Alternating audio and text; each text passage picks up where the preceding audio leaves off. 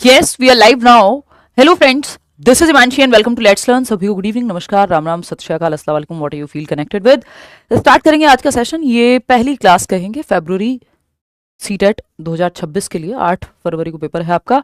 Syllabus का पहला हिस्सा और सबसे महत्वपूर्ण है ना, किसी भी सब्जेक्ट के लिए जरूरी है सीटेट अगर आप देने जा रहे हैं, क्योंकि पेडागोजी का एकदम आधारशिला हम इसको कहते हैं, यानी डेवलपमेंट की प्रक्रिया, कैसे वूम टू टूम जाता है, कैसे क्वेश्चंस आते हैं, पहले कैसे आते थे, अभी क्या चेंजेस हैं भी कि नहीं है, ये पूरा कॉन्सेप्ट हम आज शुरू कर रहे हैं।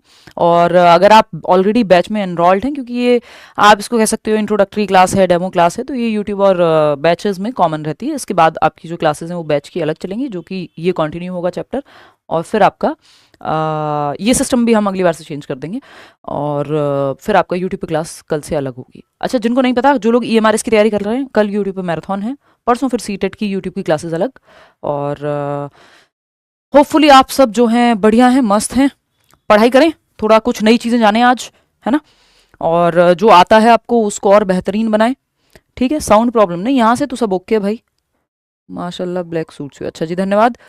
हाँ, राम राम आकाश। चलिए भाई शुरू कर रहे हैं, ठीक है, फटाफट से शुरू करते हैं। थोड़े से लेट हैं आज, ऑफलाइन में भी जो है पहली छुट्टी हमको करनी पड़ी है, फीवरिश जैसा महसूस हो रहा है, बट मज़े आएंगे आज क्लास में।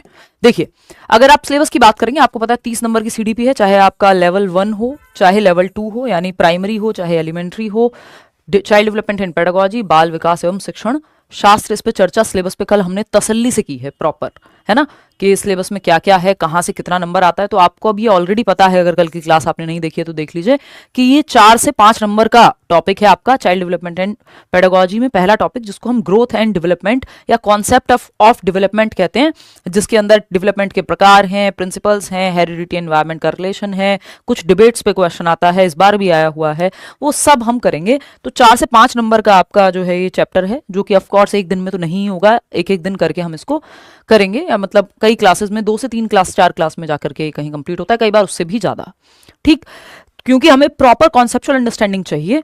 तो जैसा कि आप इस इमेज में देख पा रहे हैं, आप सब भी इसी स्थिति से गुजरे होंगे कि आप पहले एक छोटे से बेबी होते हैं, बिल्कुल नियोनेट जिसको हम कहते हैं, नवजात शिशु, उससे भी पहले आप वूम्ब में होते हैं, यानी गर्भ में होते हैं, और फिर आप ऐसे धीरे धीरे धीरे धीरे एक दिन करके बड़े होते जाते हैं, खेलते हैं, कूदते हैं, स्कूल पहुंच जाते हैं, रोते हुए, और फिर हंसते रहते हैं, स्कूल में ही आपका मन लगता है। ये प्रक्रिया आपकी चलती रहती है, ठीक है।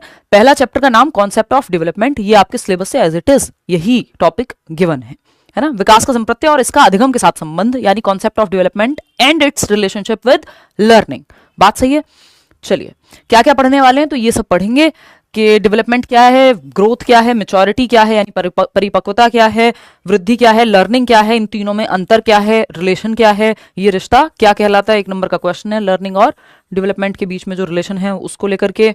डोमेन्स ऑफ डेवलपमेंट, यानी विकास के प्रकार। इस बार एक नया क्वेश्चन आया कि बच्चे का जो रिलेशन है बाकी लोगों के साथ, अपने साथ, इमोशंस, ये वो 4 चीजें मिला करके, और वो क्वेश्चन जो है ऐसा लग रहा था कि शायद वो टाइप्स ऑफ डेवलपमेंट से है, यानी 4 मुख्य प्रकार होते हैं, physical, cognitive, social, emotional, PCSE। ये मैं शॉर्ट फॉर्म से आपको बताती हूँ, बहुत सारे शॉर्ट फॉर्म्स में बता करके चलती हूँ, जो लोग पहले पढ़े हैं उनको पता है, नहीं भी पढ़े हैं तो भी आज अगर आपने कभी चाइल्ड डेवलपमेंट एंड पेडागोजी नहीं पढ़ा है, तब भी आज से भी अगर आप शुरुआत कर रहे हैं, तो आपको सारी चीजें बिल्कुल बेसिक से समझा करके ही चला जाएगा कि आपको क्लैरिटी रहे। और क्योंकि ये इसलिए भी जरूरी है, क्योंकि ये सिर्फ सीटेट में नहीं, इसके बाद जब आप तैयारी कर रहे होंगे ये सब आपके काम आएगा, ठीक है।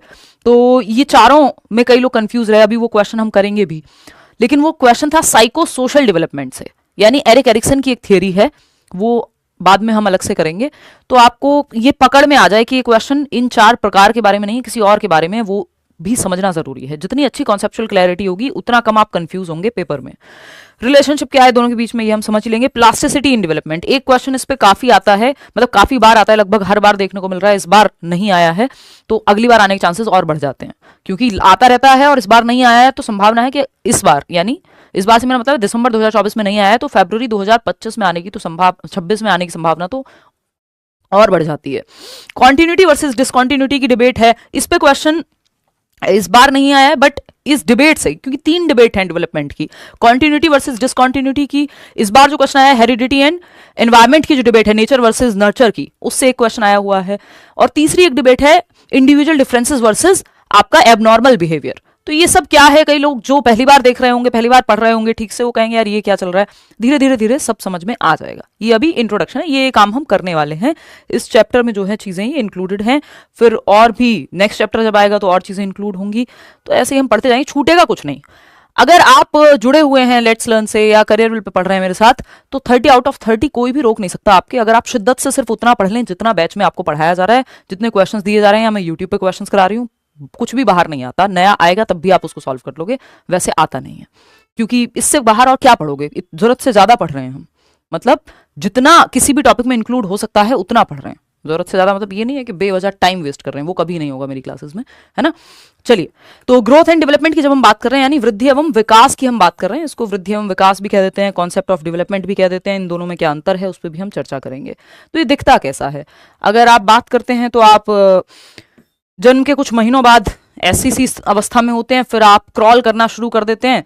यानी एक जगह पे आप देखते हैं बच्चा है 3 महीने का, आप गोद में भी लेते हैं तो ज्यादा वो ऐसा नहीं है, बहुत उछल कूद करता है। फिर आप धीरे धीरे देखते हैं एक समय ऐसा आता है कि वो क्रॉल करके घिस घिस के घिसट के चलना शुरू कर देता है। फिर आप घर के स्विच बोर्ड्स जो हैं वो बंद करा देते हैं या उनको ब्लॉक करते हैं कि भाई पता नहीं किस बिजली के स्विच में हाथ दे दे ये अपनी उंगली, क्योंकि वो तो एक्सपेरिमेंटेटिव मोड में है, उसको तो पता नहीं है ना।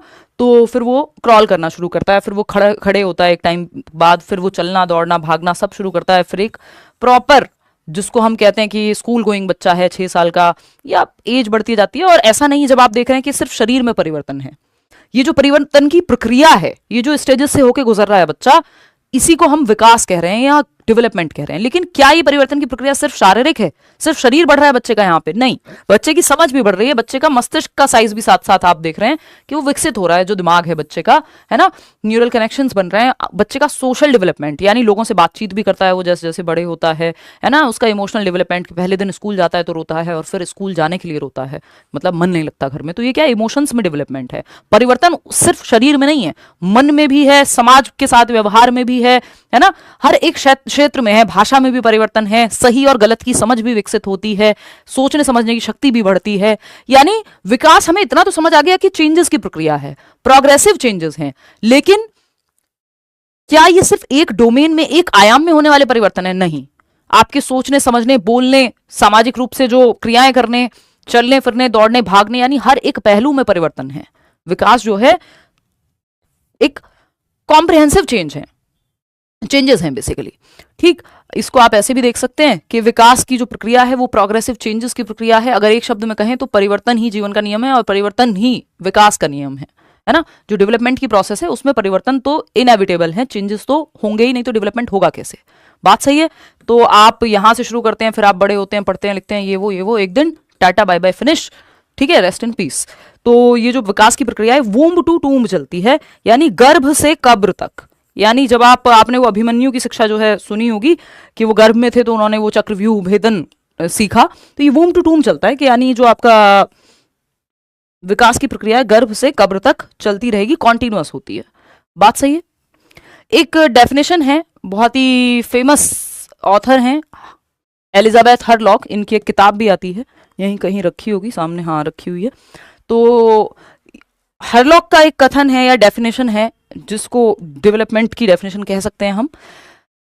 Development is a progressive series of changes. Progressive मतलब बेहतरी के लिए होने वाले परिवर्तन हैं। ऐसे परिवर्तन नहीं है रात को बुखार हुआ, सुबह चेंज हो गया, मान लो फेस पे स्वेलिंग आ गई, कुछ और हो गया, है ना, आपकी आवाज चेंज हो गई बुखार की वजह से, सोचने की क्षमता कम हो रही है क्योंकि बुखार है बहुत ज्यादा, तो क्या इसको डेवलपमेंट कह देंगे? नहीं, प्रोग्रेसिव चेंजेस हैं, बेहतरी के लिए होने वाले सिस्टमैटिक परिवर्तन हैं, है ना। इसमें दो चीजें आती हैं कि ह्यूमन डेवलपमेंट और चाइल्ड डेवलपमेंट में क्या अंतर है, तो उस पर भी हम चर्चा करेंगे। ठीक है, एक बार किसी का कमेंट पढ़ लूं एक आध, फिर हम आगे बढ़ेंगे। यार बंगाली की लैंग्वेज के लिए तो फिर आपको खुद से ही पढ़ना पड़ेगा, है ना, मुश्किल है कि कोई कोचिंग आपको मिल जाए, कोई पूछ रहा है कमेंट्स में। ठीक है, देखिएगा, तो अगर हम देखें इसको ऐसे भी देख सकते हो कि ह्यूमन डेवलपमेंट, ये बैच है करियर विल ऐप पे, जो लोग नहीं है एनरोल्ड वो कर सकते हैं एनरोल। ठीक है, चलिए आगे बढ़ते हैं। अगर हम बात करते हैं यहां तो ह्यूमन डेवलपमेंट बनाम या वर्सेस चाइल्ड डेवलपमेंट। क्या है? चाइल्ड डेवलपमेंट, यानी मानव विकास बनाम बाल विकास। ठीक है, ऐसे लिख सकते हैं इसको, मानव विकास। ये दो डेफिनेशन से मैं आपको एक बार समझाऊंगी कि दोनों में डिफरेंस क्या है। मानव विकास बनाम बाल विकास।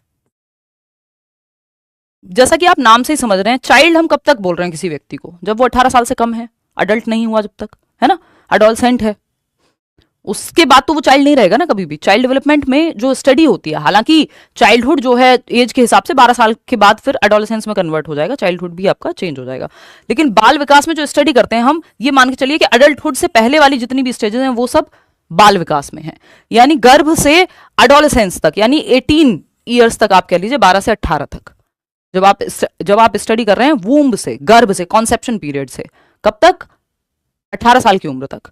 अगर आप पूरे जीवन भर, यानी टिल डेथ कह लीजिए आप, अगर आप स्टडी कर रहे हैं एक ह्यूमन को, तो वो मानव विकास है, क्योंकि वो पूरे मानव का विकास